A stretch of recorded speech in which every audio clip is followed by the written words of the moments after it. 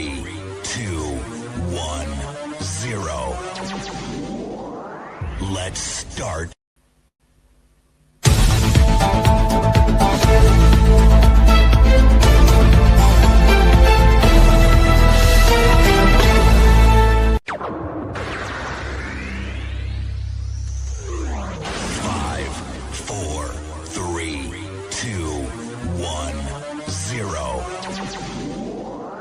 Let's start. Good evening and welcome to the Nighttime Heat, radio on Prime FM 105.5. We are streaming live on our Facebook and our YouTube channel. Just tap a Nighttime Heat either on your Facebook or your YouTube channel. You're going to watch the show online tonight. Also, we are streaming live on Prime FM Monrovia 105.5. Again, Prime FM Monrovia 105.5. We are streaming live as well. We want you to watch the show and share the live video so that your friends, your relatives, your friends, your partners can also follow what's happening tonight on the program. We have a lot of interesting, topics, trending issues that we'll be talking about tonight. My panelists are coming in gradually, and I know as soon as they come, we're going to start the ball rolling. Last night, we had a very interesting, always in fact. So really want to, encourage you to make sure that you follow the show either online or by radio, so that at least you can, always get informed and enlightened on some of the things that we'll be talking about also on the program. Let me just acquaint you with what is coming up tonight. First, I'm sure any moment from now we'll have Representative Smo Malba. He'll be our guest. We'll talk to him for up to 40 minutes. And then after he leaves, the panelists will talk about a couple of issues. Today the House of Representatives cast a vote of no confidence in President Boakar's ambassador, pro-port ambassador, let me put it that way. The House, the HOR, cast a vote of no confidence in Ambassador Sheikh Kuyat. What becomes of him now? Where is he going to go? Well, we don't know. With this latest from the House of Representatives, will Ambassador Kuyat be dismissed very soon by the executive mansion? Well, we hope to see that. We'll talk about that tonight as well. Liberia, I understand, from what we've been reading, has signed a deal to pay 100,000 United States dollars every month for lobbying, and of course, that money will be paid to the Ballard partners. You understand? They will be the ones to lobby. They will be the ones to espouse, to advocate, all of the good things that are happening, and making sure that Washington and others can see the need to help Liberia. We're hoping that that effort will yield the desired results. So we'll talk about that as well on the program. The Liberia traffic management, the management's performance has sparked serious public concerns. People in the public are concerned about the way the LTM is operating. The LTM took over the activities or the functions of the Ministry of Transport.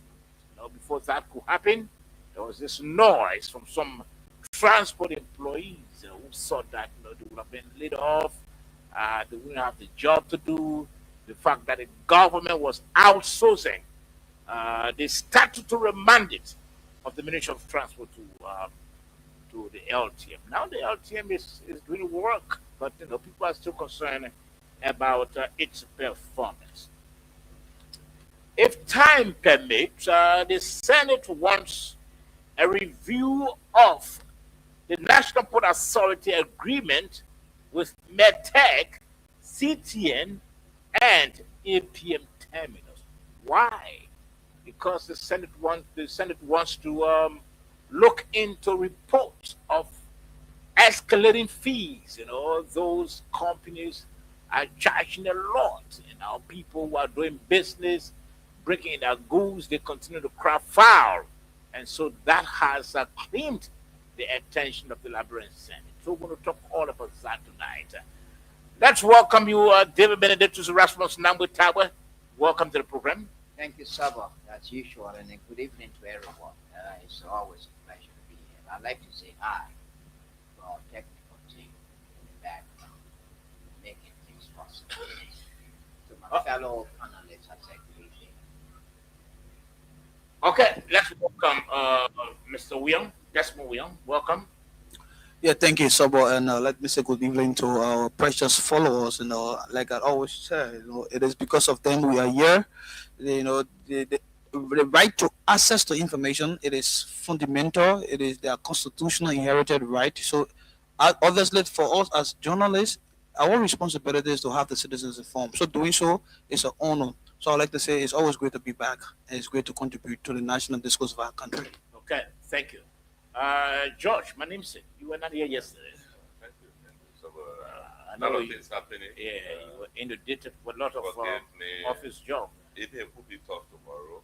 Forgive me. I mean, you're not small man at that National Port Authority, man. You're a big man there. Next week, not put. We don't move. Everything is not put related. Oh, okay, I mean, you were here. You were here. Damn. Yeah, man. Anyway, Is it party related, thank man? you. Oh, Damn it, you know the party related, man. Probably. Okay, I'm looking at that's something good. big now. Oh, something big now. Bigger. Wow. Yeah.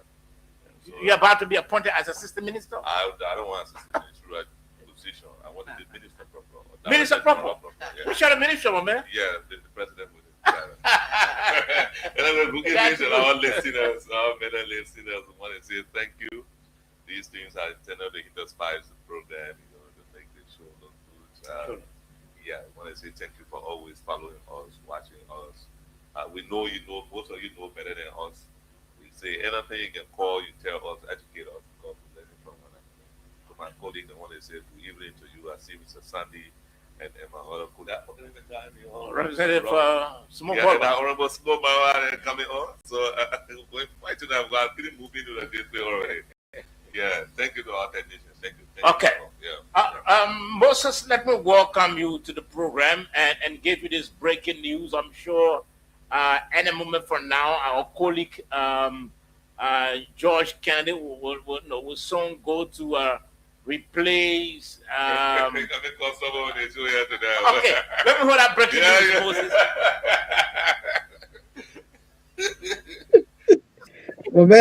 My man George, congratulations.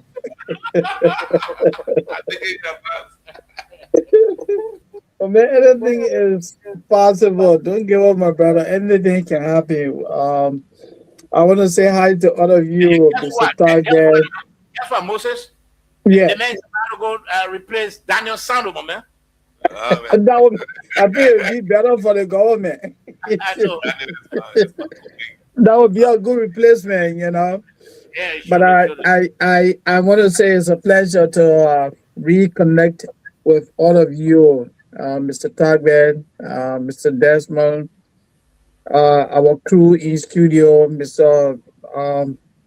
Kennedy. It's good to be back, and let me say hi to the people of Liberia. It's always a pleasure coming to talk to you. Thank you. That's good. That's good. Thank you, Moses. Thank you for joining us. Like I said, we'll have Representative Smoke Molba. But before I can introduce him, let me again encourage you, listeners, viewers, kindly share the show, share the live video so that your friends, your relatives, your loved ones, your partners can follow on what's happening tonight on the Nighttime Heat. The Nighttime Heat is your only non-boring talk show. You don't listen to the show and then you feel boring. It doesn't happen at all. Not even. And I know you will agree with what I'm saying, because every time you watch the show or you follow the show either by radio or online, you are very excited up to the time that you begin to sleep. But let me welcome Representative Smo Mulba, representative of Montserrado County. Rep, welcome to the program. Rep, okay, he went off. I understand that he's now on. Apparently, his Starlink. It's becoming problematic. But Dave, the rep, I really want us to take him first before we go into our discussion. And so let me again go over what we're going to talk about. After the rep interview, we're going to talk about the House of Representatives' decision today against Sheikh Kuyate. I don't know how is Kuyate responding now. We try establishing contact with him. We'll continue until we can get him, if possible, to hear as to how he's responding to what befell him today. That vote of no confidence doesn't mean that Kuyate it's finding its exit out of government. We're going to talk about that today. Also, understand reportedly that the Liberian government has signed a deal to pay 100,000 United States dollars monthly to Ballard partners as lobbying fees. The government wants to have its interesting image well embellished out there, and so the government thought it prudent that that company, Ballard partners, can do the trick for the government. The traffic management, that's the Liberian Traffic Management Operation. It is raised some serious eyebrows. People are concerned about the poor performance of the LTM. We're going to talk about that as well. The Senate, yesterday discussed that. We got some clips that we're going to play as well. But gentlemen, we're still awaiting Representative Smo Mulba. I don't know whether he's back on. Okay, he hasn't come back on yet. Let's play this tape. First, when Kuyate went to the House of Representatives, gentlemen, he did apologize, and he was asked to return and appear on the OKFM, where he previously spoke, to announce his apology there, and also go into a few newspapers and publish his apology as well. After that, Kuyate, after a week, went on the same station and reacting and responding to questions. Let's hear what he had to say. They understood it differently. So because they misunderstood it, that's why I tendered that apology. So the House believes that my apologies wasn't genuine, and they decided that I should come on OKFM to say to the Liberian people and to say to them, our lawmakers, what really do I have to say in regard to my statement. I do have a written communication. I think my assistant, when the printer, she might be out there at the door. I gotta just call my number, but I cannot answer. But I'll read for what I do have here. Okay. And I want the public to accept this communication as my official statement as my official response to the Honorable House of Representatives. This statement is not in defiance, but this statement is in respect to what I stand for. Honorable Speaker, Honorable Deputy Speaker, leadership and members of the House of Representatives, I respectfully respond to the communication dated May 28, 2026, from the leadership of the Honorable House of Representatives, directing an apology and retraction of my statement made on OKFM Morning Show regarding the assertion that every concession agreement signed by the legislature has favored foreign investors at the expense of the Liberian people. My apology, offered in the conference room on the first floor of the Honorable House of Representatives on May 25, 2026 at 12 noon, was provided under the guidance of His Excellency Joseph Numa Boakai Sr., President of Liberia. It was intended to address potential misunderstandings or misinterpretations, not to deny or retract the substance of my original position. I acknowledge that the apology was given in deference to the office of the Presidency's Counsel in the interest of preserving constructive dialogue. I reiterate that my apology does not constitute a denial of my substantive position. The intention was to clarify misunderstandings and misinterpretation that a concession framework in Liberia benefits foreign investors more than Liberia. I maintain that in alignment with Liberia's negotiated framework, any concession should demonstrably yield greater benefits to Liberia than to foreign investors. As you are aware, I presented copies of my clarification to the Honorable House of Representatives and to the Honorable Speaker. I reiterate that my communication have consistently aimed to promote transparency and accountability while preserving the integrity of governance processes. While on OKFM, I did not state that any member of the current 55th legislature received bribes from Europeans in connection with concession agreements. I have never stated or intended to imply such allegation against any member of the current legislature. I remain committed to engage in due process with the Honorable House of Representatives, including structured briefings, public clarification, and appropriate dialogue with the media and the public. I will continue to provide clarification that uphold constitutional and statutory safeguards and preserve governance integrity.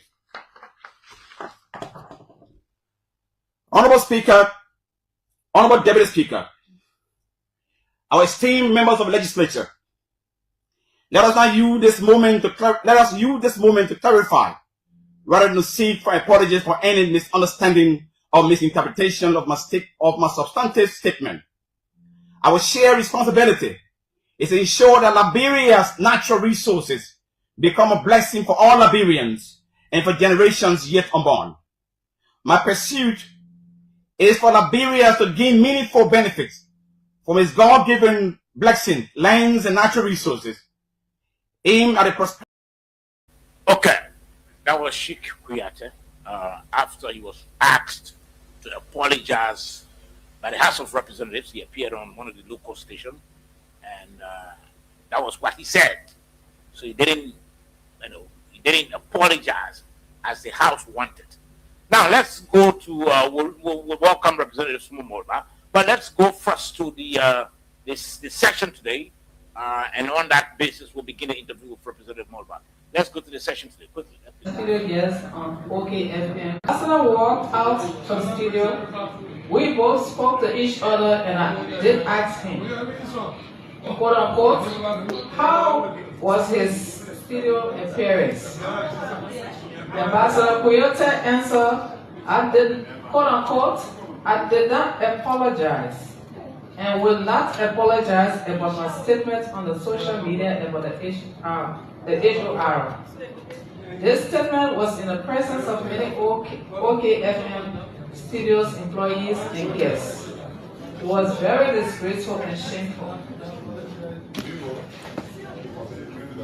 In view of the above situation, I'm asking the guardians of Mineri to take a decision sending a clear message to the executive of our co-working relationship for two separate branches of government.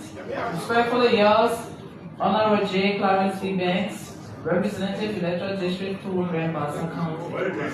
Mr. Speaker, Mr. Co-Presiding Officer of the Honorable thus reiterating communication from your Honorable colleague, J. Clarence C. Banks.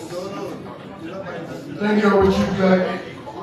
Honorable colleague, as a communication from Very Honorable J. Clarence C. Banks, Representative for Electoral District 2, Grand Bassa County, seeking plenary indulgence to take a decision on His Excellency Sheikh Mustafa Kuyate for a refusal to make his apology to the House of Daily or as of the Ambassador, not His Excellency, Ambassador. Ambassador Sheikh Kuyate. What is the way and pleasure of Romeo Kuya? No discussion. File a motion. Honorable Speaker, co-presiding distinguished colleagues, I've been listening attentively to say explanatory community of our colleagues of Grand Battle County calling for plenary to invite. No, we take action. Against Ambassador Sheikh Mustafa Kuyate related to comments supposedly being considered a right placement against the legislature. I move that the proponent be given 5 minutes to be open. We have a buffer and making the venture. All those people are making them see here. Here has it. Or bank the first job.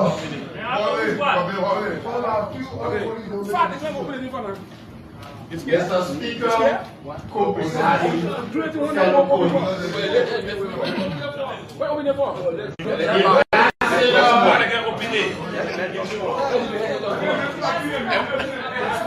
The ambassador couple days ago or a week, he made a statement that the legislature is corrupt.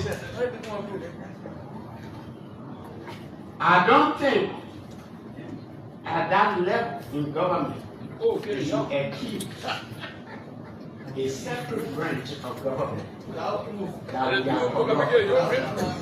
He was summoned to leadership.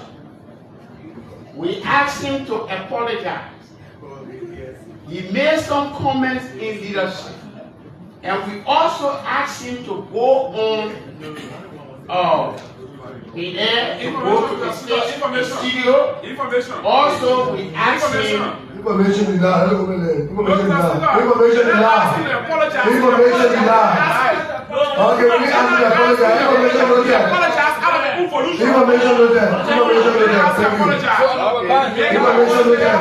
I'm going to bring the first please. I take that back. He apologized. In order to make it correct, we asked him to publish that in 3 or 4 newspapers and also go on a radio station and OKFM to apologize. Fortunately,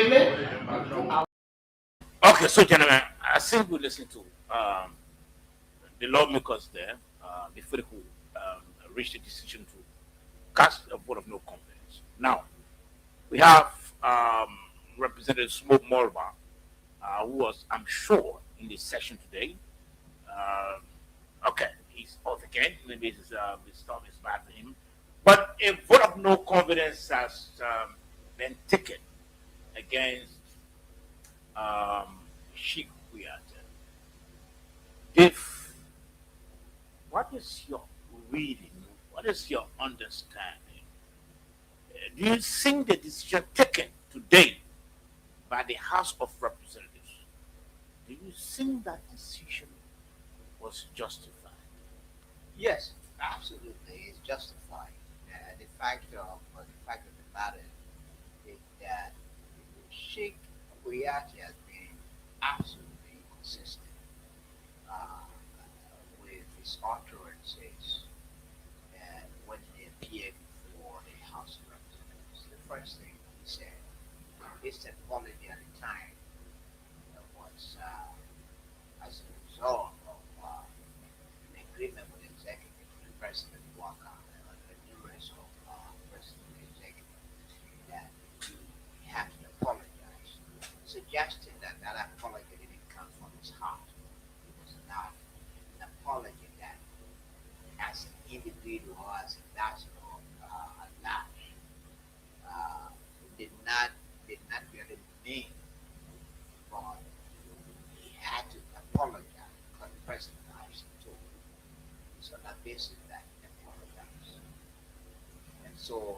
he stood by a word, and whatever he was said at the Italian parliament, he stands by it.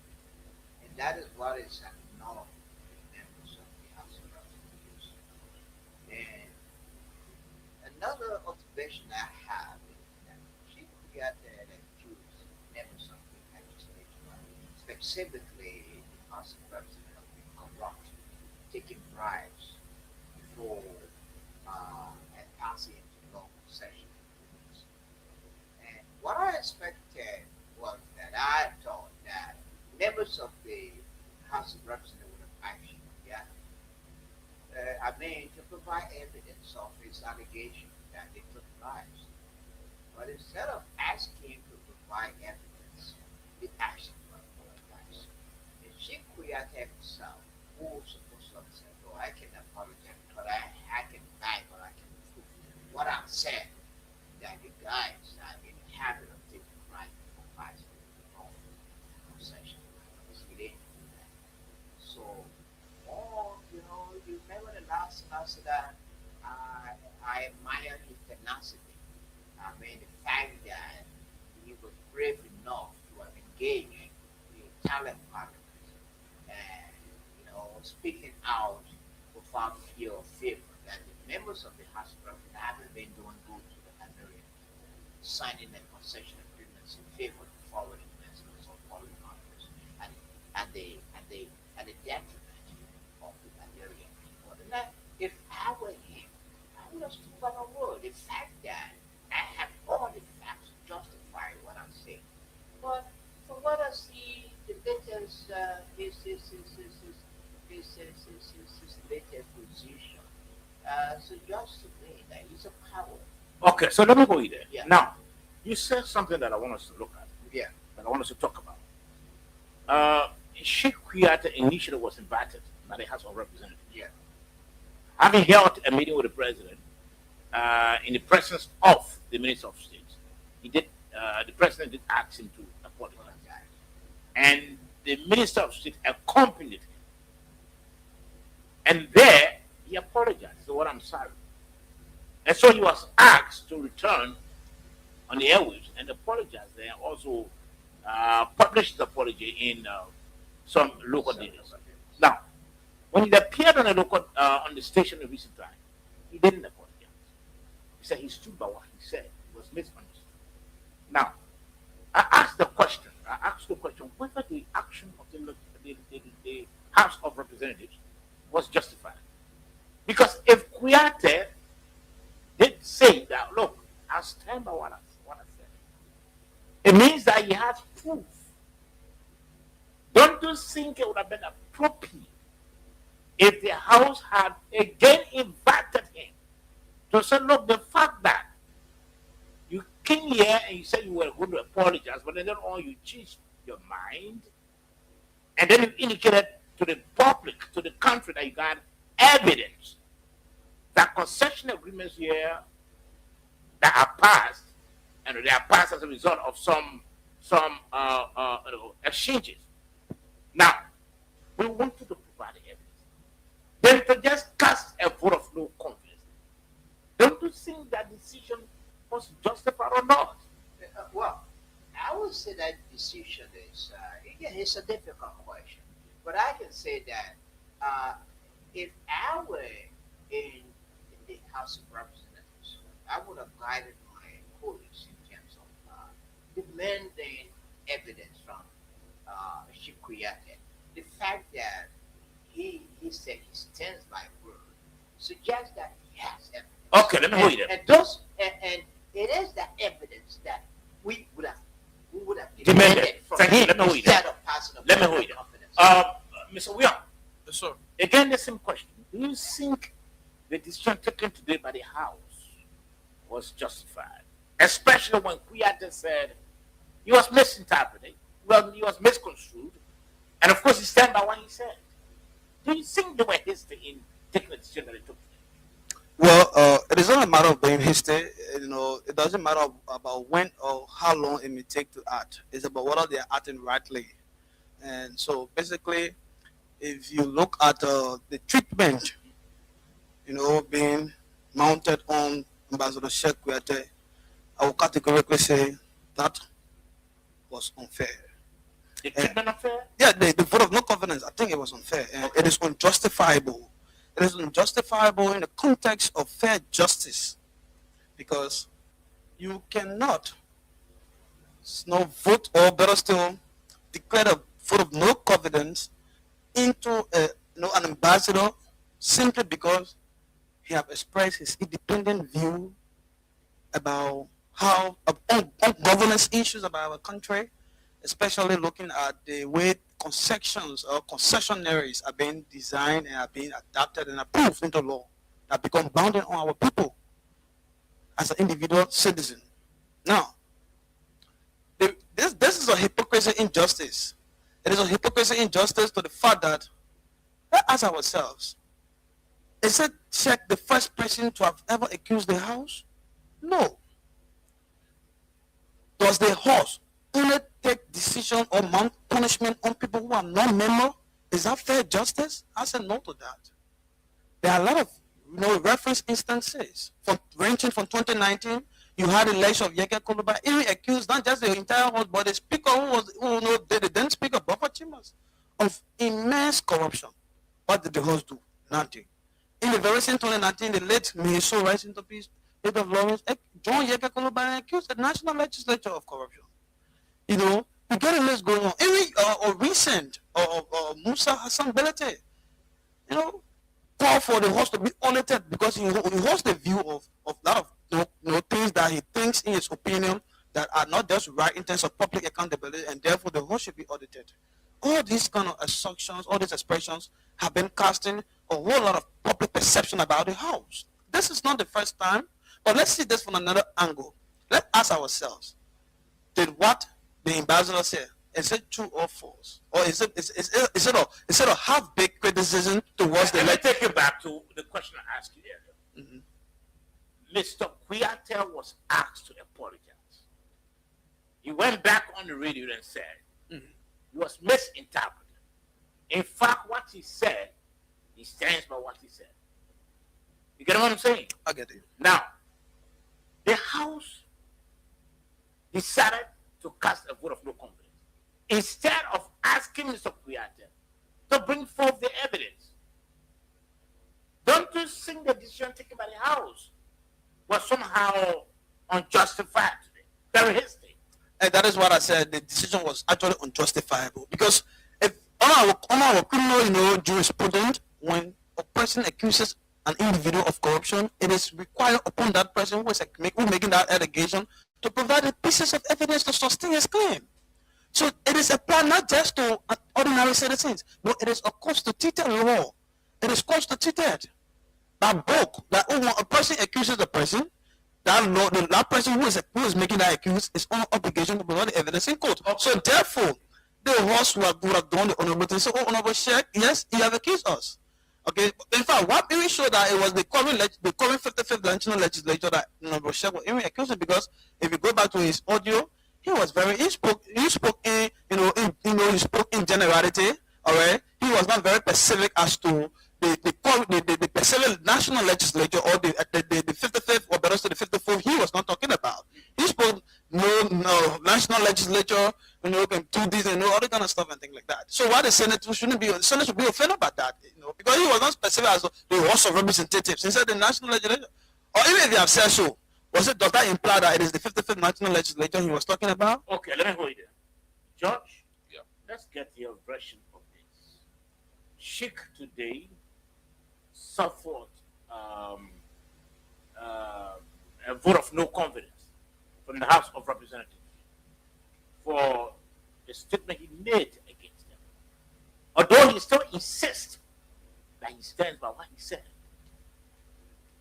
Do you think it was appropriate if the House had said, okay, since that Mr. Kuyate, who came here earlier and said he'd apologized, since that he has changed gear and said that he stands by what he said, it means that he has the facts.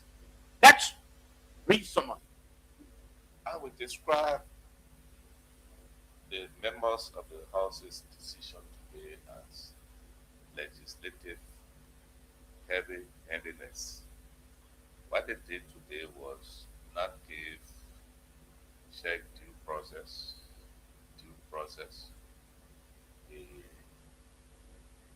After his refusal to apologize, we showed disrespect to the presidency.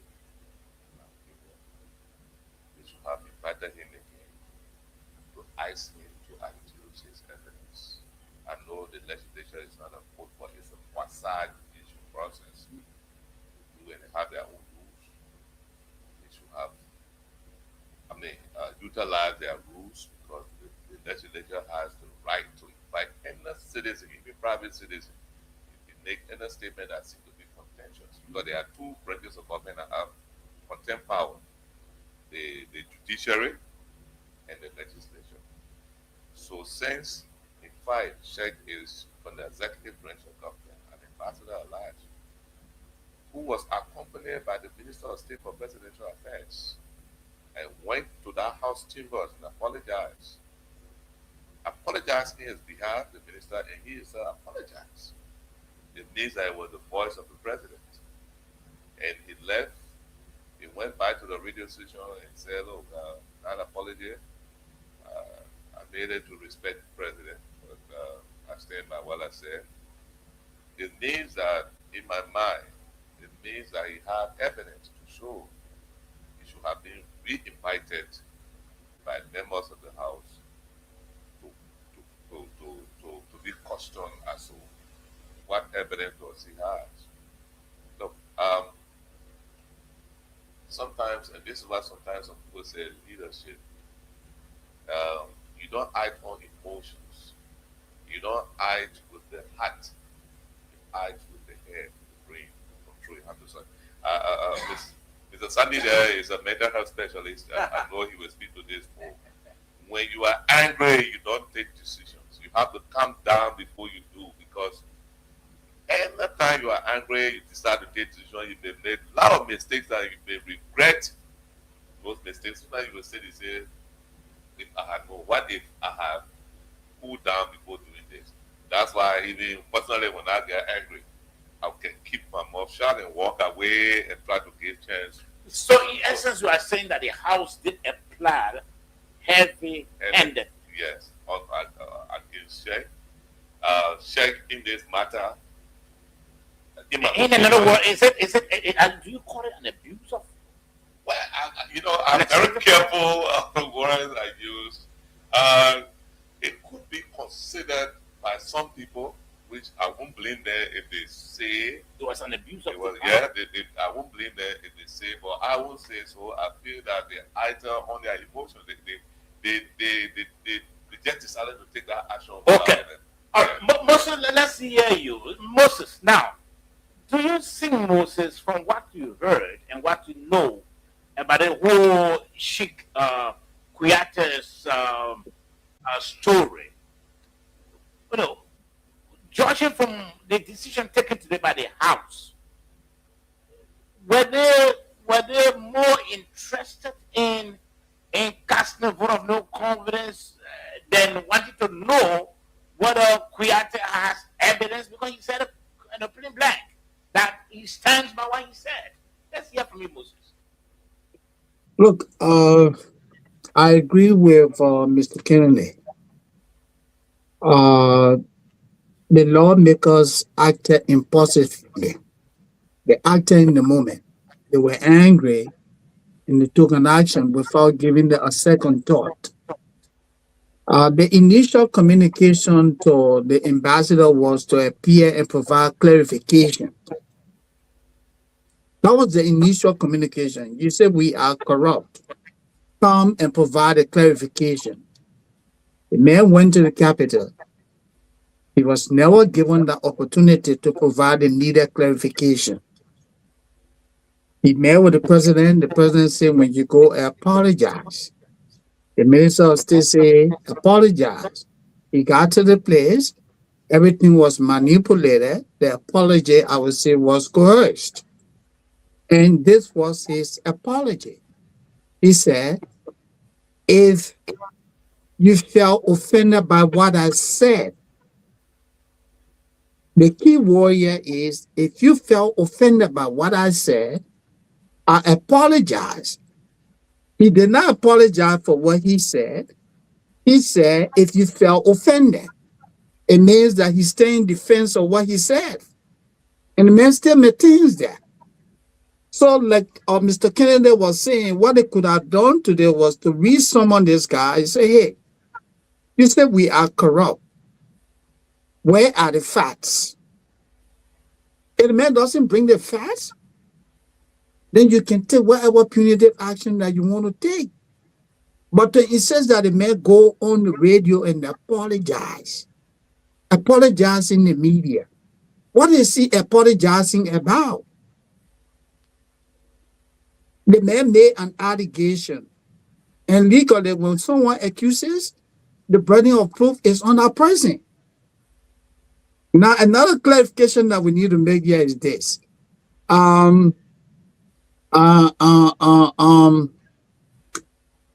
What's this? Okay, let's talk about the vote of no confidence. Look, the vote of no confidence has no bearing on the ambassador. It only becomes an issue if President Boubacar say, hey, because these people said they don't trust you, they can't work with you, I will terminate you.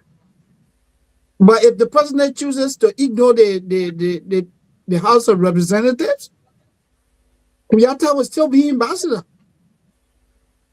The man is part of the executive. He doesn't report to Richard Kuhn and the others. They may have oversight over people in the executive. But the doctrine of separation of powers doesn't make him amenable to the legislature. No. The only person that has the power to remove this man, to say, I cannot do business with you, is the president. So right now the ball is in the court of the president. Okay, so let's go here.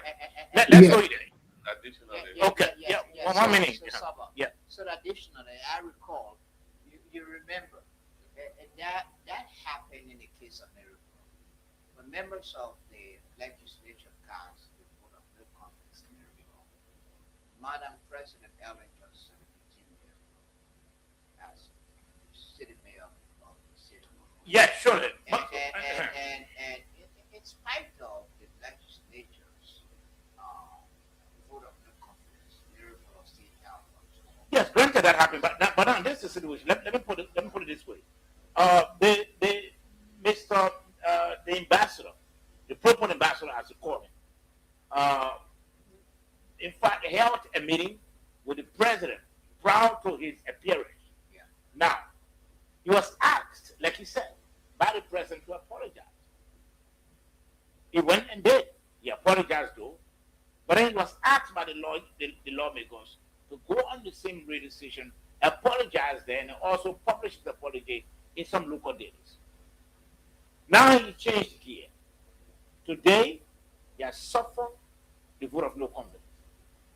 Having disrespected the president, because it's a clear disrespect, do you think that, let me begin with you, Mr. Wiener, do you think Kuyate will likely suffer additional blow from the president? Well, obviously that there are certain times the wisdom of the president works mysteriously. And what I'm trying to say is that the time you expect the president to take certain decisions, he doesn't move. Okay? I see a lot of our people making the comparison or trying to project the analogy about, because it happened with Maribor and LA. So there's a possibility that it may likely happen with Boubacar and President Boubacar and that of Sheikh. But mind you, these are two different individuals at the presidency. You understand? And I can say this for free, like we have already stated. That is a clear disrespect to the presidency, not just the person who occupies the position. All right? If the president had called you, you'll say, look, my ambassador. Because ambassadors, they are all subject to the rules and mandate of the president.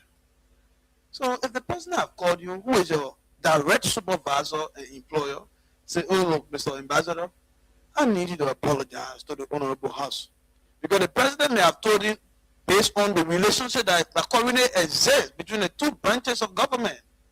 So the president does not in any way trying to hamper that smooth relationship with the legislature, specifically the House of Rep. So he asked the ambassador, who is a lieutenant, he said, look, go and apologize. So that mandate, that declaration or that instruction by the president said, go and apologize. It means the president has subjected you to the House. The president has surrendered you to the House to subscribe to whatever prescribed or follow recommendation that may be deemed necessary by the honorable body. So for him to have left from the president's instruction, I said, look and go and apologize. And the House said, okay, now you have come to apologize. The apology should be formally extended on the radio where you made the claims and into a newspaper. And he moved on there. In fact, his intro even demonstrated to what greater extent he disrespected the president in the presence of the members of the House of Representatives. That if my statement offend anybody, or if you feel offended by my statement, that shows that he didn't come he didn't come in the state of obedient to the instructions of the president. Okay, so he may neglect suffer. Of course, it is obvious. Dave, what do you think? Because before before he changed gear, he had already disrespected the president, because the president had told him, Kuyateh wouldn't apologize. I want a smooth working relationship with the House of Representatives. So the president had expected him to have done what the president instructed him to do. But Kuyateh went on radio and said, look, I stand by what I said. In fact, we understand Kuyateh even offered that before he goes to even serve as guest speaker for a graduation program, the president will have to cross the T's and dot the I's. But the old Kuyateh apparently was pretending. Now, Kuyateh has suffered a blow from the House of Representatives. Do you think additional blow could come from the end of the executive branch? Obviously, yes. The fact that Kuyateh has created an impression on the public that he was coerced by the president to apologize. He did not wholeheartedly apologize, but his apology was coerced by the president. That's the impression he has created in the minds of people following the trends of the event. And the other thing is that, look, there's a possibility that Kuyateh mislose his job as ambassador for the Lash. The fact that he can openly disrespect the president and telling the Liberian people that I apologize because the president asked me to apologize, or that apology didn't come from my heart. So he created an impression. And then if the House of Representatives cast a vote of no confidence in you, that means that it wouldn't work with you. Somebody said that the fact that the president can still work with you, it doesn't matter. It matters a whole lot. The fact that the legislature, the first branch of government, would not be working with you, it has taken a lot from you. There will come a time like we need the intervention of the legislature as far as the work is concerned. So I disagree that whether or not the legislature doesn't work with you, you will succeed in whatever you're doing or whatever position you're doing. I disagree with that. Okay. Yeah. Now, do you see Kuyateh exiting government anytime soon? I like to put it two ways, one for, one against. I would say he won't suffer if at all he laid by his statement that in a public statement he will carry to the executive mansion and executive mansion Do you think of that? to Do you see. think so? Wait, let me learn. If at all he carried the statement that he read on the radio station, if at all he carried to the executive mansion and the book gave him go ahead to go and read it, it means that the three dotting the I's and cross the T's. It means that he won't be punished.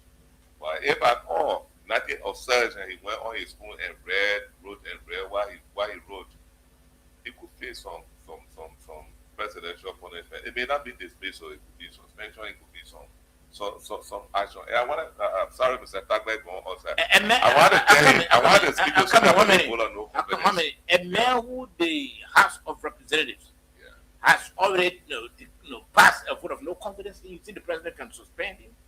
And not dismiss him outright? No, he can be suspended, he can be, yes, he can be dismissed, he can be suspended. But the House doesn't have any confidence in him. But this confidence can be restored.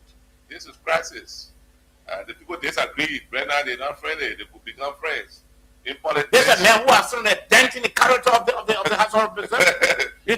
You see the president want to keep him there? I want to make certain clarification that will come because the House of Reps is not the legislature. The legislature comprises the House of Reps and the House of Senate. The House of Reps don't have confirmation powers. The Senate does. So it's the Senate passing vote of no confidence in a public official that is confirmed has more weight than the House of Reps. Yeah. You're trying to. I said I really want to autonomize this thing. I want my man to be. There's another debate that you're trying to. Yeah. The confirmation power, the House that got the confirmation power, plays role in the appointment process because they vetted. All right. Even though the two houses coordinate, if the Senate passes a vote of no confidence in the appointed official, they have more weight than the lower house. The lower house, the punishment they can give that official is through the budget process. They say we're not voting for budget that comes to your office. That is if the Senate concurs with that. So if the Senate doesn't concur, then the conference committee will say, reconcile the whole thing behind the scenes. So it is something tricky. So Mr. Sandy was right when he said a vote of no confidence is ceremonial. When Mr. Tagbe read about it, he was no. In the US, in Liberia, it was Bill Brown and Richard Talbot. The late the president, wait, let's not compare them. It is to inform and educate. There's no way you can compare the situation and that of compare the same action the call what? The vote of no confidence. That's the same action. So you can compare the two. You know, when the House takes a vote of no confidence and the president insists that this person stay working, man. This person stay enjoy my confidence, that person can stay. All right? Reconciliation will come later and that person will remain.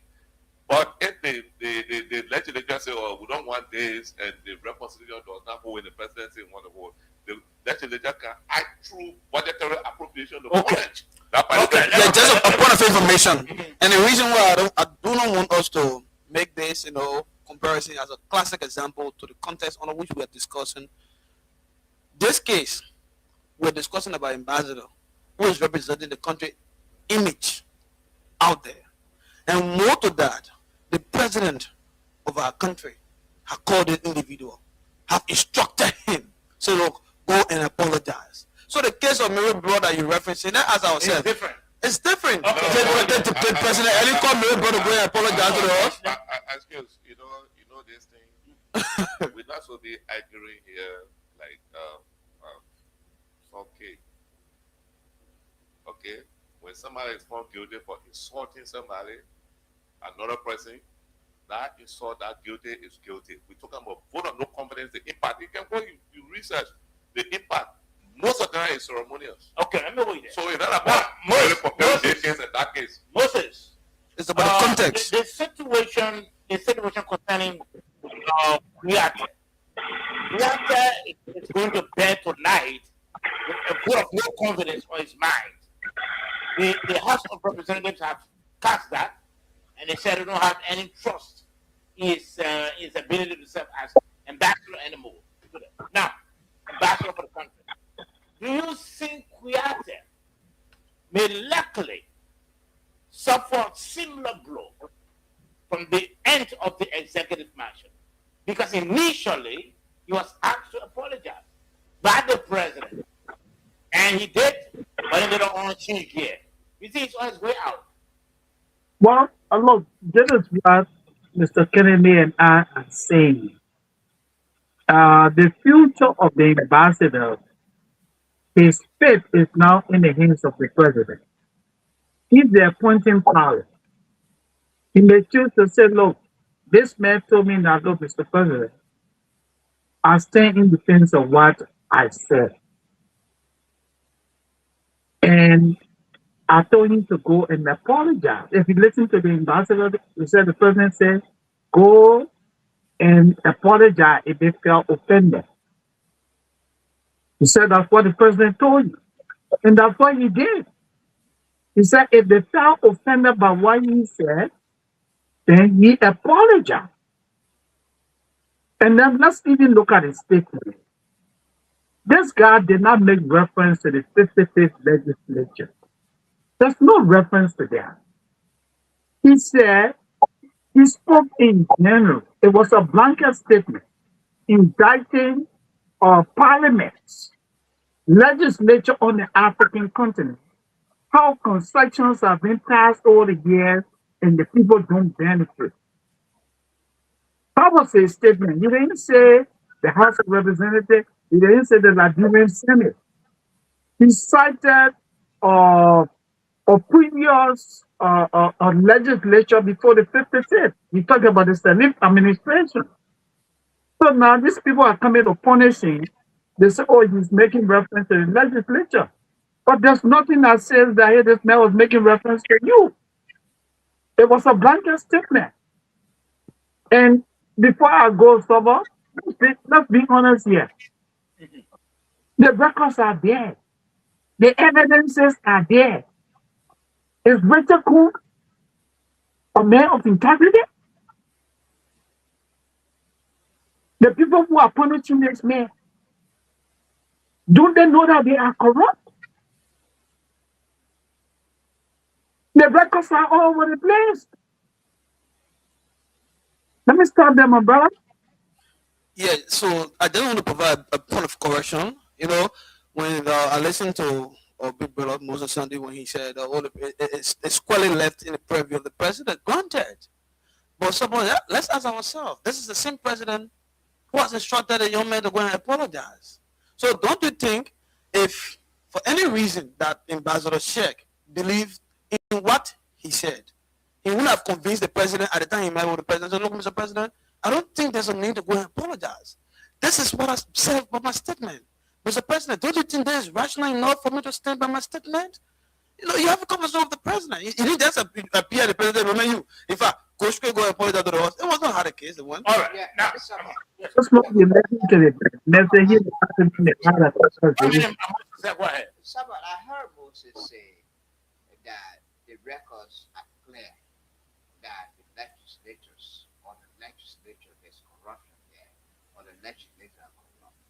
Look, saying that a group of individuals corrupt or a particular politician or legislator is corrupt, saying it is one thing and proving it is another. But was he given the time to prove it? No, 1 minute, please. Yeah, 1 no, minute. I 1 just- minute. Yes, Go ahead, go ahead, go 1 ahead. minute. 1 minute. I'm just trying to guide your conversation. Yeah, Let the man speak. Yeah. Yeah. Yes, ma'am. You're talking about individuals who were elected by their respective constituents to represent them in the legislature. Accurately saying that they corrupt without providing any shred of evidence that they corrupt. It raises concerns. It's not a matter of casting aspersion on a particular group of people that they are corrupt, but it's a matter of proving that they actually are corrupt. And that's the problem. That's my disagreement with Moses when he made the blanket statement that it's an open secret. What is an open secret? Can Moses provide the evidence or pieces of evidence to justify or substantiate the claims that members of the legislature are corrupt? It's not a matter of saying that somebody is corrupt, but it's your ability to be able to prove that they're corrupt. And this is my disagreement. You know, you don't sit down one place and just accuse people. Okay. Even sit down and say, oh, somebody is corrupt, just like that. Okay. Without any providing, because All right. first Yeah, of all, Judge. Yeah. people's repetition are their wealth. Your repetition is your wealth. Really. Somebody dragging it into the mud will be able to justify the proof that absolutely, that obviously you corrupt, they must be accompanied by the requisite evidence Okay. to justify that. Yeah, Judge. Yeah, we all agree to one thing, right? We agree that Sheikh should have been given due process. He wasn't given due process. Until that narrowed down to the vice concerning, we all agree he was not given due process. Since he levied the allegation and the president asked him to go and apologize, and he went and apologized, later the lawmaker said, go to the same radio station and put it in the report and apologize.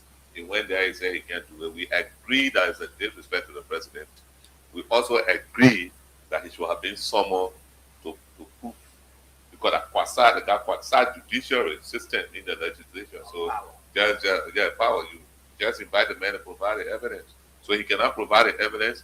You have a lot of punishment against him. You have the right to hold him in contempt. You have the right to do what you did, the vote of no confidence. But as this vote was passed like this, more people who follow it will feel that they use heavy hands on it. Okay. And, yes. So this is the very most controversial part of the center of the entire conversation. I listen to David, right?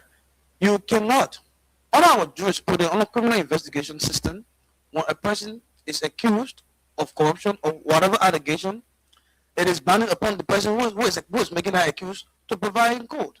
So now you're saying that because David initial statement that the decision taken by the horse is justified. That was his initial statement. That was how he opened his thesis, that the punishment is justified. So given the fact that the man accused the horse, assuming by making an allegation is false or true, did the man receive due process to provide evidence to his claim? No. So there is nowhere in a given state of open democracy where the rules of law should take the course of the day, and those who are cool with the authority to make these laws are the one not trying to stay in compliance with this law. It becomes concerning. Okay. All right. Let me hold you there. Now, listeners, you are listening to the Nighttime, right on Prime FM 105.5. You can share the show as well. We are streaming live on our Facebook and our YouTube channel. That's the Nighttime Heat, Facebook and YouTube channel. We are also streaming live on Prime FM Monrovia 105.5. Kindly share the live video so that your friends, your relatives, your loved ones, your partners can also follow what's happening tonight on the program.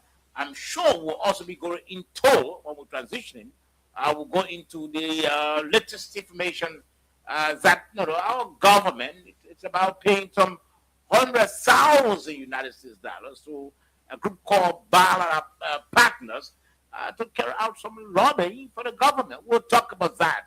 Now, gentlemen, let's try to do the final round. Yeah, Moses. Yeah, no, I just wanted to say something quickly. I heard Mr. Tiger say that when we say the legislature is corrupt, we are making, Just speaking of head. Yeah, do you hear me? Yeah, you said you don't have the facts.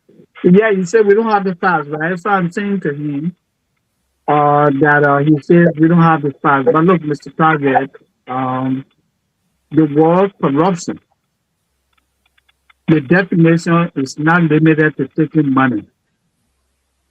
The definition is expensive, meaning that it includes what? Dishonesty, malfeasance. When a nominee goes to the Senate, the nominee lie on an oath and you confirm that person. That's dishonesty. That's corruption. When the Speaker of the House of Representatives, the most powerful person in the country, admits to engaging in an act that undermines the U.S. immigration system, such man is not qualified to be head of that body. That's corruption. When the former speaker tells you that you remember the room, I think what, room 209, that God make us go there and tweak the budget. Do you remember that, Mr. President? My man, the reports are too many. The legislature is corrupt. Yeah, okay. I think Tabo wants to come back. Yeah. This is the point. You heard Moses say that a presidential nominee appears before the legislature and lies on the oath. Then the question is confirmed. How does the legislators or the senators know that the president lied? People appear before the legislature. Some of you appear before the House of Representatives. whatever you said, appear before the Senate. appeared before the Senate. Whatever you told the senators, whether it was live, And I was confirmed overwhelmingly. confirmed overwhelmingly. Yeah. Thank you. So I'm just citing the experience. I mean, do the legislators or the senators have a magic wand to determine whether the president lied on oath or not? No. So how do you call that corruption and blame that on the legislators? People who appear before the senators for confirmation hearings and expected, because they've sworn on an oath that whatever they say is true. And somebody goes, and David Taggart is appointed Minister of Information or Press Secretary. You know, that's my area. That's what I'm. So you eyeing your job. No. You eyeing your boss job. No. Wherever you are, that's eyeing your job. And then wants to become the Deputy Minister of Information. The employee wants to take the employer job. No. Already the deputy for information job already gone. Daniel coming with it. Beside being my Catholic brother, he is my Barcelona brother. And he's your boss as well. He's your boss. Okay. So, let me hold there. Yeah. So I don't take the issue of someone lying on an oath when it comes to their credentials. And later it come out during the confirmation hearing, and the legislature or the Senate decide to forgive that person. I don't take it as corruption. It's job interview. Sometimes people are accepted on the job, even if they say they got this, they're not only your academic credential.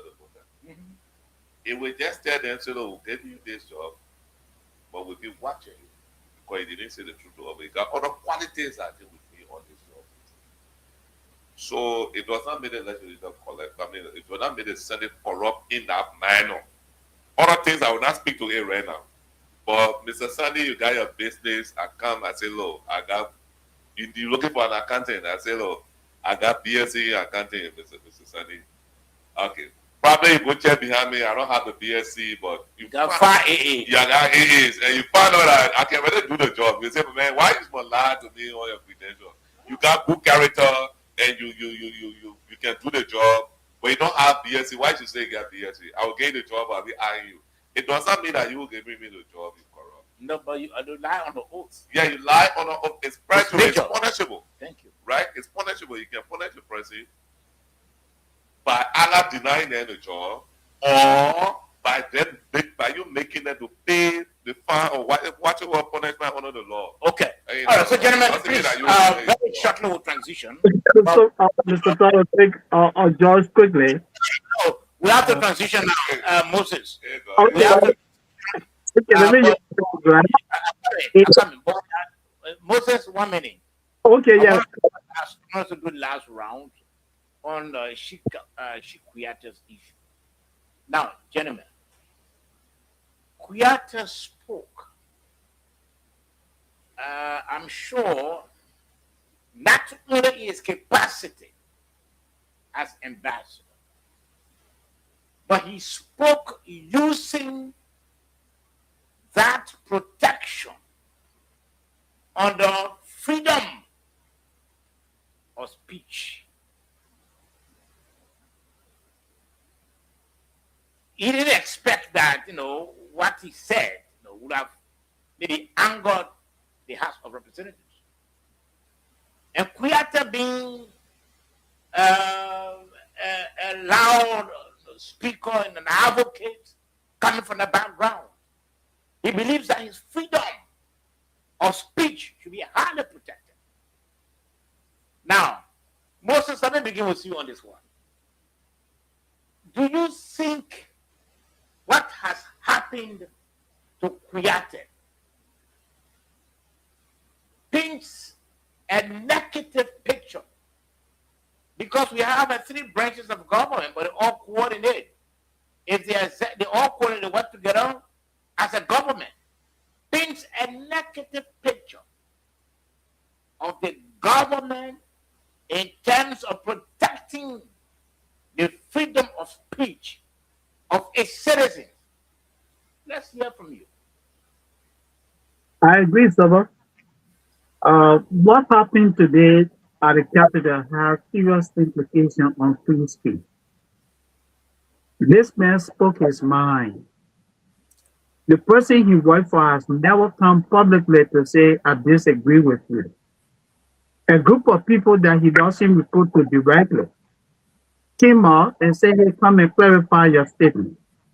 He was never given the opportunity to clarify the statement. People asked him to apologize. He said, hey, if you heard the wrong thing, I apologize, but I maintain my position. And you go and cast a vote of no confidence. It has negative implications on free speech. Yaka Koluba spoke his mind. He was never given due process. He was expelled. That has serious implications on free speech. We are gradually becoming a country where when you express your opinion with honesty, when you refuse to be, so say one, so say all, you become an enemy of the state. That's where we are gradually heading to. People should have the opportunity to express themselves. I don't think the ambassador was pathetic. Honestly, thank you. Okay, do you see that? Do you see the free speech of Kuyateh not being protected under this government? Look, getting wounded and speaking recklessly about other people, it doesn't mean a sense of freedom of expression. Freedom of expression is also, you can be held comfortable in what you see. So if somebody that gets up wounded and recklessly speak about and spread out in new situations about other people at the detriment of the reputation, we call that freedom of speech. That's absolutely wrong. Yes, of course, people must speak freely as to how they feel about how society or how the governance processes is working. But at the end of the day, you can question. You spoken. Yeah, you have the freedom of expression, but the freedom of expression should be that confident. I think, David, you're off mic. You're sounding very low. You're off mic. Are you sure about that? Someone Moses, are you hearing me now? Yeah. So look, freedom of speech. All of us, we have the freedom to speak out, but speaking out doesn't mean that you should just get up one day and make reckless statements that you cannot prove. How do you? I'm coming, David. How do you know that Sheikh Kuyateh's statement was reckless? How do you know that he could not prove it? Let me ask you. How do you know he couldn't prove it? Because I come Dave. You can't you can't throw words around and we don't establish a checkpoint. How do you know that Sheikh was reckless and he could not prove what he said when he said that he stands by what he proved? What he said? I'm just basing my comments on the issue of freedom of expression, not specifically about what Kuyateh was saying. No, but then you can't say that he was reckless. So what I'm saying, Moses talks about freedom of expression that now it appears like the government is creating an atmosphere where people wouldn't speak out freely. But the idea, you talk about Sheikh Kuyateh, as far as I'm concerned, I stand by my word that the legislators or the members of the House of Representatives supposed to have asked or demanded evidence or proof from Sheikh Kuyateh for his statement. He made it either or an Italian parliament, accusing him of corruption, rather than demanding him to prove his claims against them. They demanded an apology, and I said that was not correct, and I stand by that. But if we talk about holistically talking about the freedom of expression, people don't just get up and speak recklessly about a nation, about individuals, about groups, without being able to justify or prove what they've said. Okay, that's what I mean. Okay, let's hear from you this one. So basically, as per the question asked, as to whether this the punishment of the house, whether it undermines the ambassador right to free speech. Of course, yes, Sabo. And let me take you a little back on like 2 months ago. With even the border situation, with this cabinet, there are still reports that the government trying to still seek to a diplomatic resolution about the border situation. You have citizens commenting on the situation, including members of the national legislature. Some of their statement was somehow deemed as one could call it treasonous, and that alone, the Honorable Koluba stand victim. Today he is referred to as an expelled lawmaker. You see, the issue about even Senator. No, you're not referred to as expelled. He's an expelled lawmaker, not referred to as an expelled. Of course, he is referred to as an expelled lawmaker. He's expelled. He's not a. So that is for you. That is for Let the man learn. Why not refer to as expelled lawmaker? No, let the man learn. He's not a lawmaker. So Why refer to as lawmaker? Senator Amara Konen. Senator Amara Konen tried to give a pictorial analysis about the strength of Guinean military as well as Labrador. People, boom, they say it's a classified information, and therefore they're trying to, we all reports that they were trying to, indict the senator about such statement. So I'm beginning to ask myself, as part of the fundamental rights of citizens is the right to free speech, right to freedom of expression, right to association, right to disassociation. These are your fundamental constitutional rights. So if this, all I said from the onset is that the host actually they did not comply in terms of fair justice. Because why? I don't support blanket statement of wide range of allegations about repetitions, people characters. We used to talk about a whole honorable house. Okay. So what mattered most was the host invited the men to say, look, we agree you say we corrupt. Tell when was the last time you were there, was signing concession deal, and we received grant. So they should have demanded. They should have demanded you to provide evidence. Let's hear from you, comrade. So I have a question again, because a lot of people. Yes, we asking now whether freedom of speech was not protected under this administration. No, I cannot blame the other administration. I think he abused Article 15 of the Constitution. How? Based on his position in government. The freedom of speech where you and I can go, or somebody who is not in the system, in the public sector system, can go and say the government is corrupt, or this one, you can say anything you want to say. It doesn't really 100% apply to people in the government. Okay, you know what I'm talking about. When you're in government, you see a lot of things, but system goes you responsible. So in essence, you are saying, let me hold you there. So in essence, you are saying, if you are in the government, and there are some excesses, you can speak about it. No, you speak about it, but with responsibility. You speak about it, but with responsibility. Chief Kouyate's statement in Italy. Mind you, the garments you were wearing are ambassadorial garments. Ambassadors don't speak like that. I agree with his statement as ordinary person, right? I very enjoyed that statement. Frankly, if you ask my personal opinion, but he should have spoken. He shouldn't have spoken like that because at that time, his position, he's ambassador. He didn't go. If he were someone, an ambassador that I brought in Italy, they might have declared him persona non grata for that statement or for those statements that he made. Because he was just going in when he spoke to come by, maybe that one made it.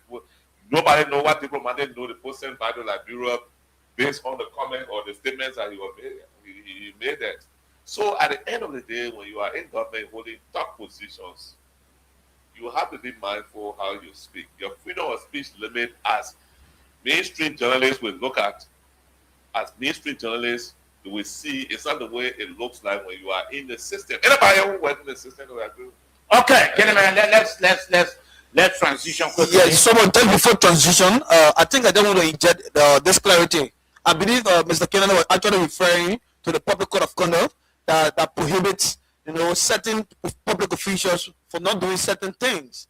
But again, The very same day, I can remember when they issued about Dr. Josiah Yukai of the CSA attended the member program. We all sat in the chairs and they had to justify. They say, oh, blah, blah, blah. The man cannot be here content because the constitutional right saying you have the right to associate. That was one of the claims of Mr. Kennedy. So today, excuse me. No, listen. You didn't listen to me. I don't know the person that criticized Jokaya. Okay, Mr. Kennedy, can you just allow me to lend my thought? No, you can provide your... It's skewed. It's wrong. So when they come into my area, I will speak to it directly. I said and I quote. I said and I quote. You can replay what I said. I said, although it's Joker's right to go there, but because of his position as civil service head, the airport, all the human resources in Nigeria, he shouldn't have gone. Okay, as soon as he says that. So now, what I'm saying, as soon as you said that. So in continuation, therefore, it is all other laws subordinate to the Constitution, or better still, all other laws must subscribe to the Constitution. So any other law that contradicts the Constitution is not a law. So the Constitution guarantees the right of everybody entitled to free speech. So it doesn't matter about what it doesn't matter about whether you are in public office, you are a public servant, or you are a civilian, or you are in the private sector. You must be free speech, which is a functional right as a citizen, very constitutional. It must be guaranteed and it must be protected by the state. Information to him and to probably people who may be listening to him want to agree with him. The right to free speech is enshrined in Article 15 of our Constitution. It goes there with condition. It says you have your right to freedom of speech, but you be held responsible for any injury you may cause to the next person. Yeah. So your freedom of speech has limit. Where your right ends is where the next man's rights begin. Sure. So you don't have the right to say anything that you feel like saying. No. Anywhere. Anytime. Let's track the transition quickly. Just something quickly, please. Just something quickly. I think what the guys are saying, Edmund, is that in communication, there's what they call know your audience. Certain places you go, the way you talk, you have to tailor your talking to the people you're talking to. If you represent the country, you represent the president. When you are speaking at certain places, you want to come across as diplomatic. While it is true that he spoke his mind, but he offended people. Now, the only thing that the government has not done, the government has not gone public to say, hey, we distance ourselves from what this guy said. The president asked him to apologize. He said he apologized, and he came back, and they wanted him to do it on the radio. He said, no. So now the president may choose to say, hey, I distance myself from you. I will terminate you. Okay. Thank you, Moses. Thank you. Gentlemen, let's try to transition quickly on this one. Let's transition to this one quickly. Liberia signs deal to pay 100,000 USD every month as lobbying fees with Bala partners. The Liberian government has entered into a one-year agreement with Washington, D.C. lobbying firm Bala Partners Incorporated to provide strategic consulting and advocacy service before the United States government. According to a document in the possession of DR News, the contract was signed May 18, 2026 by Samuel A. Steve Huya, Minister of State for Presidential Affairs on behalf of the Republic of Liberia, and by Brian D. Bala, President of Bala Partners. Under the agreement, Liberia will pay Bala Partners $100,000 per month, billed in quarterly installments of $300,000. The contract also covers reasonable out-of-pocket costs including registration fees, travel, hotel, airfare, car services, and meals. Strategic communication services through Bara Media Group are excluded. The stated purpose is for the firm to consult with Liberia and advocate on issues the government deems necessary and appropriate before the U.S. government. Liberia is required to provide the firm with information necessary for representation and to compensate the firm in a timely manner. The agreement has an initial term of 1 year and automatically renews for successive 1 year periods unless either party provides 30 days written notice of termination. The first quarterly payment was due upon execution of the government. Bala Partners is located at 601 13th Street, Suit, Washington, D.C. front. Okay, based in Washington, D.C. It's a friend there. Now, this is what we are hearing, and this is what has been reported.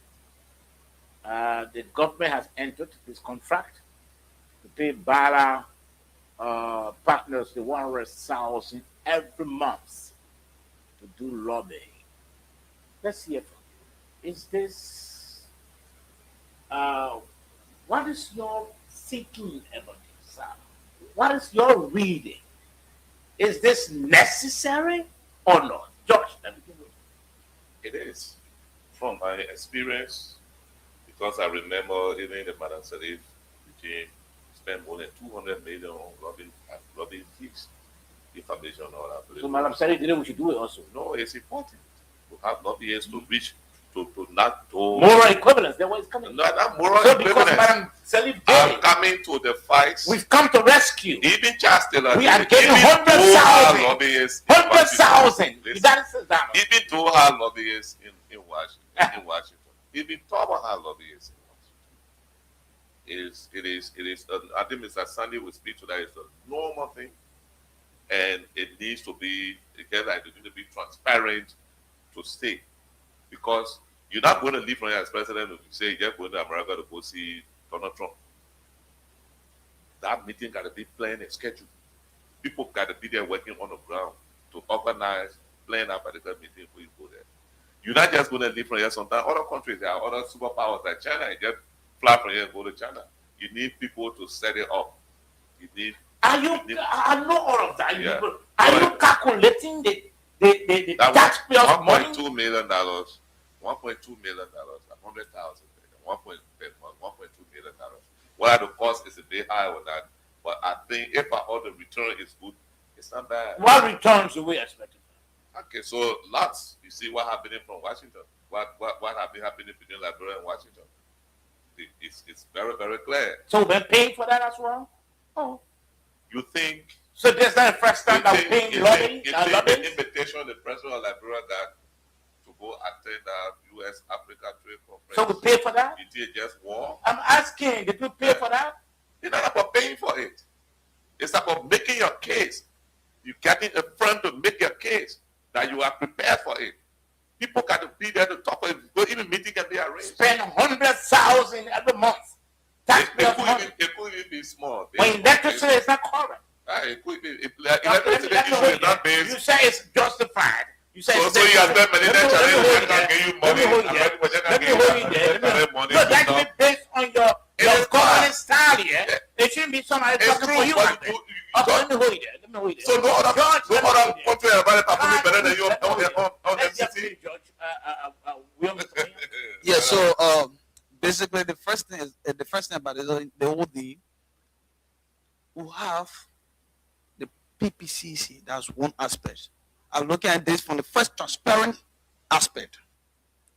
If for any reason our government will have to go into a deal or sign a deal with a private or better still a different firm from a different country, that process must be transparent, must be effectively communicated, and the Liberian people must be duly informed. That's one aspect. Was that done into this process? No. Number two, The government is investing over 100,000 monthly. Do the math. 100,000 times 12 months, you know how many? Good. So, you look at that figure that the government will be investing heavily into a private firm for a sole purpose to lobby. Mind you, the contract that which has not been made public yet, we do not know what are those specific clauses into the contract that speaks to the hope of the Liberian people, because it is the Liberian taxes.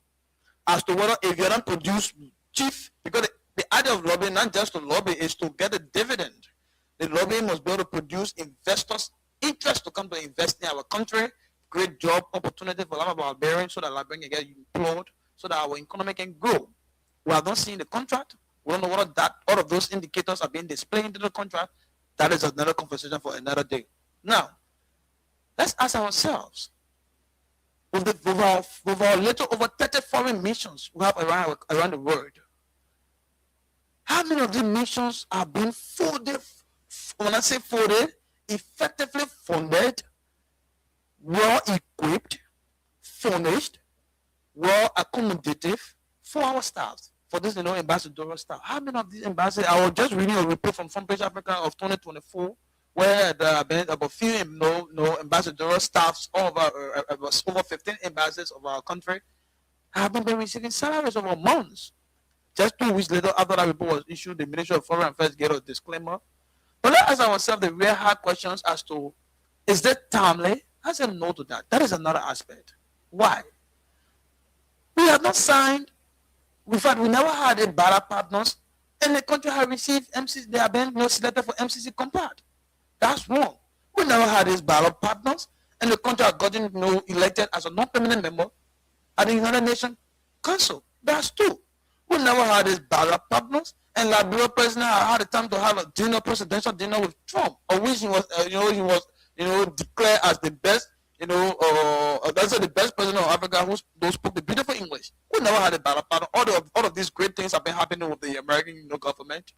Let's talk about what is being done in our country. We never had a BARA partner. Also, when the American government extended our visa validity period from 3 months period up to 3 years. We never also had a BARA partners when of the 50 embassies in Africa, the U.S. government selected Liberia to be part of the 20 areas that visa application will be processed. We never had a BARA partner. So let's ask ourselves, is it time to why now? What's the essence of okay, let me go in there. Dave. What's happening? Summer, I don't care how you exaggerate whatever. Dave always accusing people. Why are you exaggerating again? It's not about how you exaggerate. Why do you always have the point and they want to accuse? Whatever the amount government is paying. Look, the first part it's in the red up. I didn't put it at David. Should we ask ourselves whether this is acceptable on any democratic system? Lobbying. Is it acceptable in any democratic system? I say yes. Lobbying is granted. It's granted. Granted. Is it necessary now?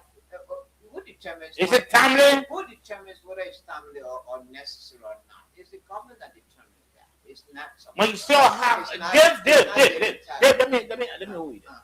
When you still struggling with the provision of basic social services, is it timely now to spend that amount of money to lobbies? That's the question I'm asking. All countries on the world, they have their own challenges. Liberia is no exception. Liberia has its own challenges. So it's the government that determines what it wants and what it doesn't want. It's the government that makes decisions that they think that are in the best interest of the people. The government says it is necessary to pay a lobbying firm to do the lobbying. Almost like John said, I mean, people to make a case. And making a case requires money. All countries spend the kind of money. And that is acceptable in the democratic system. So there's nothing the government has done wrong. The government talking about basic social services. Look, all countries have their own challenges. Somewhat. Like Liberia has its own challenges. Yesterday, when former president said he did it, he said it was wrong. No, I can remember you said that. Well, you said it was wrong. No, you are on record, Dave. You said it was wrong.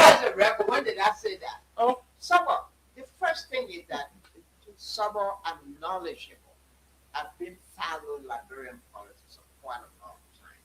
And I know that lobbying is part of the democratic process. Even the legislature, it happens there. If at all You listen to your colleague. He said up to now that the agreement has not been made public. Procurement process, not known. Transparency, not known. The first thing is William comes from a different school of thought. Which school of thought? And I come from a different school of thought. Which one you come from? So Unity Party school of thought? No, Saba. No, I don't want you to. No, I'm just asking you. You brought in school of thought. Why will you? Look, we come from different school of thought. Yeah, and we don't refer me to whatever William must have said. So is it? I mean, what he said is not. No, come here. You want to outright dismiss? No. I don't want to be dismissive of what he said. He's entitled to his views, and please, I'm also entitled to my views. But don't you see what the view is just expressed? It concerns you as well. Do you have any? Do you have any detail concerning transparency of the whole contract? Well, we don't want to highlight the contract. I'm not here to counter whatever William No, I'm asking what are you? I'm taking a position that lobbying is acceptable on every democratic. Are you privy to the contract? Did you see any of that contract signed?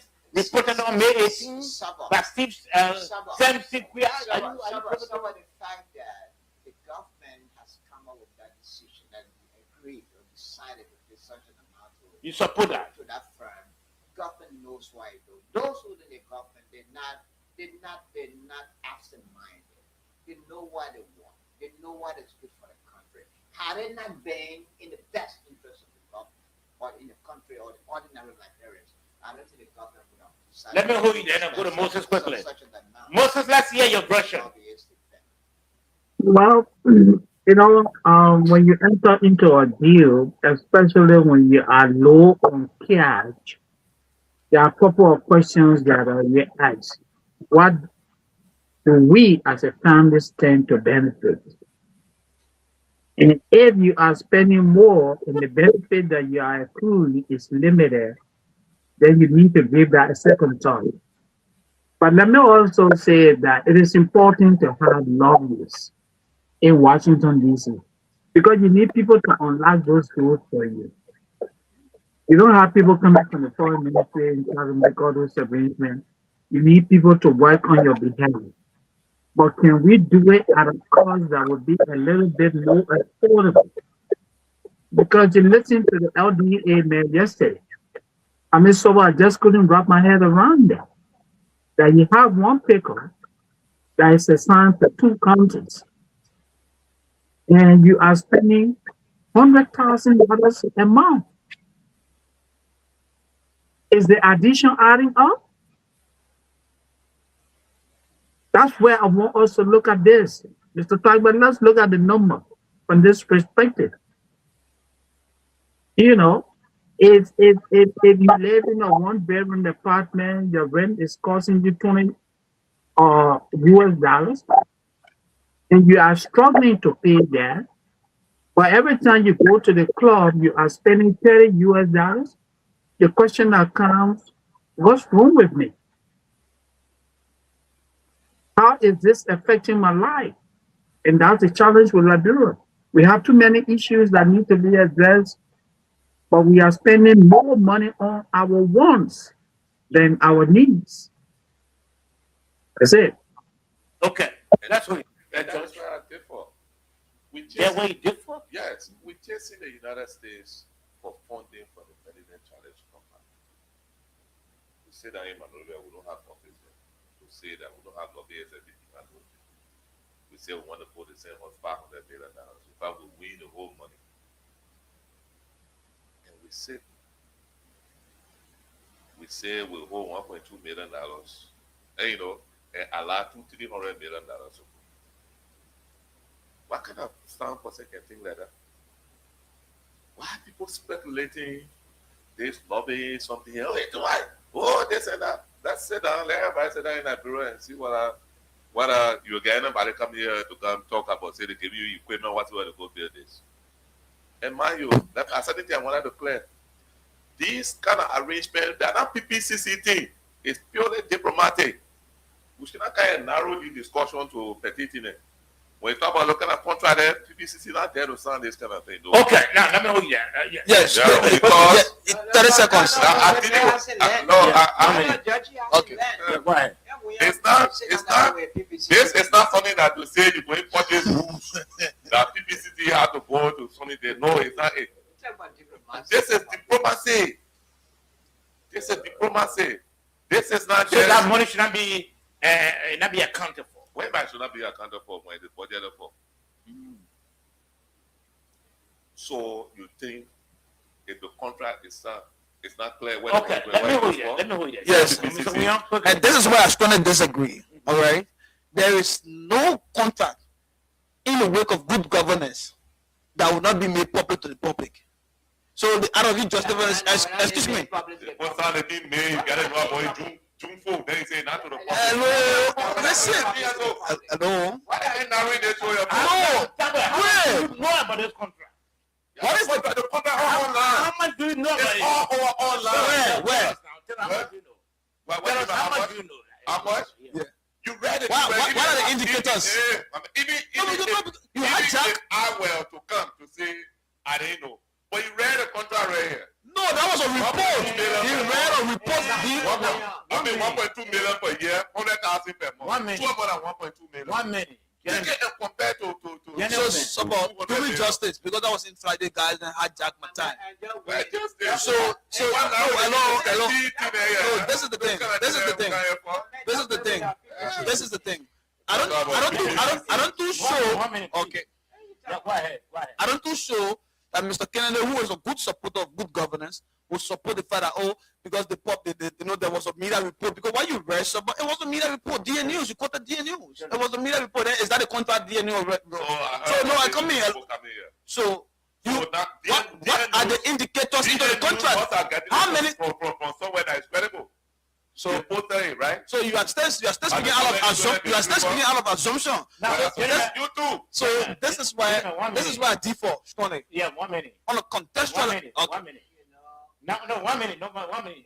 David, 1 minute. We are a nonsense minority. David, 1 minute. David, we are to a group of you. Now, gentlemen, we know it happens that country will seek for lobbyists to go around to advocate. Now, do we know that, Mr. Tabo, let me begin with you. Do we know that what we have engaged in is a form of gambling? Because it's possible that you can pay that amount to the lobbyists. And he goes to lobby for you. You might get no investor. Unfortunately, no investor. Unfortunately, no returns. Do you know it's a form of gambling? Let me hear from you. What is gambling? What's the definition of gambling? The type of gambling that is. What's the definition? No, I asked you. What's your definition? You know what? I just explained that. I just explained that to you. Let me answer for you. It's a race. I just explained that for you. Do you know that it's a race called gambling? No. No.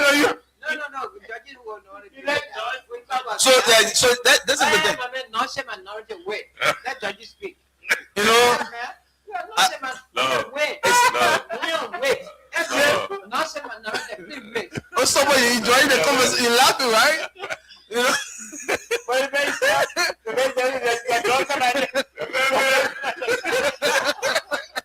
He said he doesn't we're too close. We know entrepreneurship is risky. Yeah. Any investment anywhere is a risk. It's risky. It has risk associated with it. What if right now, let me say you got $1 million. You say, let me go plant agriculture, cocoa and other things. Drought come and kill it, or erosion come and carry it. Also, animals go to eat all across where everything go in peace. Some kind of thing happen. So the investment they're going to do is risky. Even by you getting in your car from here to go to your house or come by, that is risky. So life as a whole is associated with risks. So you are justifying. Why you come at you are justifying. Justifying the contract. The contract is justified. No. I'm coming. Yeah. You are justifying people's money spent into a risky venture of that nature, a venture that you don't even show that you're going to get any returns, it's justified. That's why you're saying to us every night. Clearly, listen to me. Let me explain this.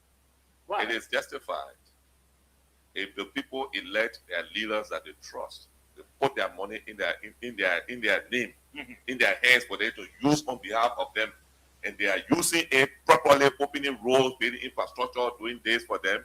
And it is also justified if those people decide to take the petty of that money to invest in a country where listen to me, 1.2 million and 250 million.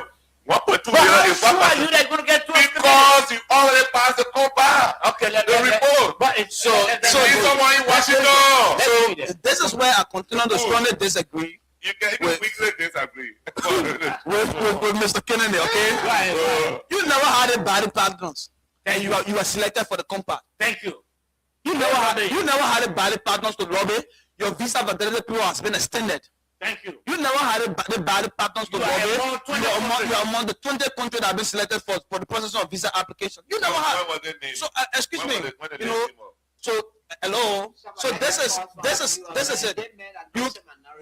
It is obvious for an intellectual empty drum to speak in a way about a well-acclaimed intellectual with versatile knowledge into the subject matter of which we are that is a silly voice but just to close on this is that I don't against governments investing into extended partnership deals, but this is how it undermines our foreign missions too. We have a permanent mission in the U.S. We have the Liberian ambassador in Washington. What is one of the responsibilities? What is one of the responsibilities of the ambassador in foreign countries? Is to lobby it diplomatically. So the government, instead of the government, when you get some taxpayers' money, then you get it foreign, you get an ambassador. What is that? What is the contested balancing that? We got to open it last. But before you come, Moses, let me just announce the number quickly: 0776 540 987. Again, 0776 540 987. That's the number to call and you alive. Yeah, Moses, let's hear you. A very interesting discussion, and I just want to provide this information for our brother Edmund. Also, let me just take the one quickly before you can provide that information. Let me this first. Let's hear you. Your name. Okay, let's hear you, Mr. Nelson. Okay, thank you for having me. Very clear on the information. But my attention has been drawn to the situation I have to do with women spending our money like a camel. And I'm strongly living with the idea that I have to do with women spending our money like a camel. Because the essence of lobbying is to create a food that will enable your people to live in better condition that you wanted to live. And why if we have an ambassador, for example, and then ambassador is not any way to convince people to lobby to bring food to the country. And then we see people that can do that with the lobbying power. I think it's very, very important for the Liberian people. And now ways of resources, it's just a little petty cash that we take for our resources or for our money. For our people like to be improved. Do you know what that petty cash can do? The petty cash, what it's doing is also a good thing for the Liberian people. Now, so are you sure that when you spend that petty cash, you'll get anything in return? My brother, there's nothing in life that is not risk. Even lie down on your bed to sleep is a risk. No, it's not a risk. I see you. Thank you. It's not a risk. Thank you, Chief. No, it's not a risk. It's not a risk. Thank you, Chief. Thank you, Chief. We got to tell another caller, please. Thank you. Yeah, let's hear from you. Hello. Yes, sir. Good evening. Yes, sir. Let's hear from you quickly. This is Pascal Davis. You know, our country is really going down the drain until conscience. No. Please respect our caller. Please. Go ahead. David, I will not have you. Yeah, I don't know how you can think. We're not forcing you, Chief. You know, why are you afraid of people who can torture you like bro? You know, You go ahead, Pastor. I apologize, Pastor. Go ahead. Yes, sir. So thank you for protecting me. You know, the country is doomed to the extent that conscience does not exist anymore. So 1.2 million, somebody said a petty catch. But the last time I checked, D. Masaki and the rest of the guy went to jail for 500,000. You understand the sense we're making? The last time I checked, they went to jail for 500,000. But somebody said $1.2 million. That petty cash. And your guns are justified. The man said, it's good to us to go to nothing. But somebody is asking you, I thought you found on those kinds of action yesterday. David Tagbe, this is the David I've known from Sky Radio. This is the journalist. This is David. David, are you saying to us in this country now that the government get ready to give 100,000 every month just to lobby? Yes, lobby I agree, what? yes. Lobby for what? For the investors to come to the country? Is that what they're lobbying for? Or to tell the world that we got natural resources? Are you saying to us, the government does not know the resources we got here as a country? Are you also saying to us that the role of the ambassador at large, Louis Brown, will be so limited to the extent that you don't see if we have the ability to convince anybody? Okay, this is the argument. Are you saying to me that if government official decides to go to the US, for example, maybe for tourism, maybe for whatever sector, we don't also have the ability to allow officials, government to go out there and see for themselves until we hire a lobby? Okay, you made the point. Let me take this caller also. Let's hear you. Yes, sir. Let me say good evening to your panelists and your guests on the show as well. So my name is Martin Singletobag and I know you from Kingston. Okay. Yeah. So let me start by saying that I appreciate people for all of the view you people are making. It makes sense. But one thing I want to bring to the attention of the panel is that when it comes to growth, there is no way you can have a growth without putting in input. When there is no input, you can't have growth. And what do we mean by input? There is no government in this world that will sit surprisingly and say they will not have no good contact with Washington. It means that our government will not want to grow. Once the government wants to grow, the government has to get in good contact with Washington. And that is what our government is doing. Can you imagine today's day with our good rapport with Washington? That's why you see Liberia is not listed among countries that be listed for visa. So I think we should be everywhere in Liberia should be appreciating this government taking the part they are on when it comes to getting the domestic frame, so that at least our image can be well printed better, so that Washington ESF can understand that indeed Liberia mean work for serve. Okay. All right. Thank you. 0776 540 987. Again, 0776 540 987. I'm sure we'll have 5 minutes to go. You can put your course and we'll take it in. Yeah, Mr. Sandy, quickly. Just the information I wanted to provide for my colleague Edmund. All right. I think I still got all your information. Okay. Hello. Yes, sir. Thank you. Let me say good evening to you and the panelists and the panel tonight. So this is Will William Corbin, a journalist conversation from this city as member of the Center Party Intellectual Bureau. You have to be fast. Now you got other callers on the line. Yeah, so normally I always fast, but I'm not aware of. So please consider me today for that. So let's be clear, it sounds laughable to me. We would spend 75,000 only to lobbyists that appear to not benefit anything from.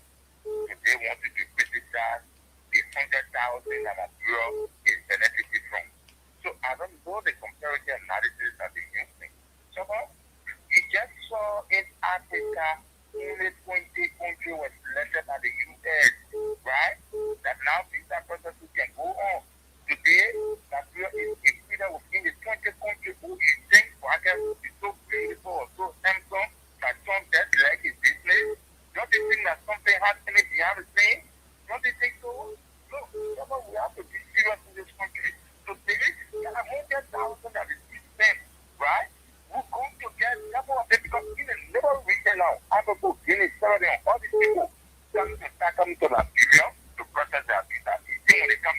national economy. Look, people got to be rational enough. Okay, we got to be rational enough. We will criticize the government when they're doing wasteful spending, but same thing. The fact that will bring results. We have to praise the government and tell them, okay, that's not what we're going to for accountability. Okay, you made your point. Let's get the current line quickly. Hello? Hello, sir. Yes, sir. Let's hear you quickly. Okay, I'm Andrew. I'm calling from Kingsbury. Okay. You know, sometimes the pressure of government, we, the citizens, will be discouraged. Like you now, a government has given you the opportunity now to send to Europe to go and invest in you. When you say you're not timely, you're not timely, you're beautiful. But government thing that will help the citizens, you got to criticize on radio. It's not correct. It's not correct. You go on your for a straightforward message. For that discussion, to the money where they put now, it's useless. But how about you now when they go to America? 10 years you pay the money. You say not timely? Please. Let us know out there. Who the citizens encourage to vote for who we want to vote for. Okay, thank you. Thank you very much. Thank you. All right, Harrison will take additional calls. Time has cut off us. Moses, just learn quickly. Yeah, I just wanted to say this quickly about lobbying. Private. There's nothing called bidding process. When you lobby with companies to make cases, you don't go about public soliciting bids. And then another information that I want to provide is that you can't bring diplomats from Liberia to serve as lobbyists in the United States. You need people in the United States, people who have contacts, with people in prominent places. And the lobby in the That's how it works. It's a good discussion. Thank you. Okay. Thank you. Dave, your party come up with Yeah, Dr. Yes, it was a very interesting show. And look, lobbying is acceptable on any democratic system. And so it's not a strange thing. You're talking about gambling. Look, there's nothing about life that is not risky. Whatever you do in life is all about taking risk. And so even individually, the investments you make it's risky because you don't know whether people will buy or not. You build a house for people to rent it and live in it. You invest in the real estate. How do you know that people will even take your house to rent inside? It's all about risk. So there's nothing wrong with that. Lobby, what lobby does it influences policies. It influences decisions that favor a particular country. Let's read it, this. Yeah, so basically it's been a great show, and let me say thanks to a lot of our people, especially those who place in their calls. It's been a wonderful thing, obviously. And look, we support the fact that the government should lobby, but when the government is lobbying in a very strange circumstance where it creates the doubt in the minds of the citizens, then it becomes something that we should look at as it becomes something very contentious. Okay. You cannot have the government signing a contract with a private firm using taxpayer money. All the formalities about that entire deal is not being made public. Okay, let me go here. For me, just telling you, it's not done public. It's done in private. Something that requires Prime FM knowing about it. If you by accident you know about it, you can discuss it, and we are discussing. People, if you don't know about something, don't claim to try to put yourself in one of the shoes. In fact, this is their privilege that we got to know about it. Okay. So it's very good. You guys sign this agreement, go and lobby for our. Let me hold you there and play this video. Let me hold you there and play this video. Again, we are very alive in the Slipway community. I see you freshen water here from this drainage area here. Ready here. This is a drainage. And you people can get water from where you can do it. You have to be loud, small. You wash with the water. But seeing where you're taking the water from. Are you not concerned about where you're taking the water from? Look at the place here. People are trying to fetch water from a very, very terrible creek. $100,000 being spent for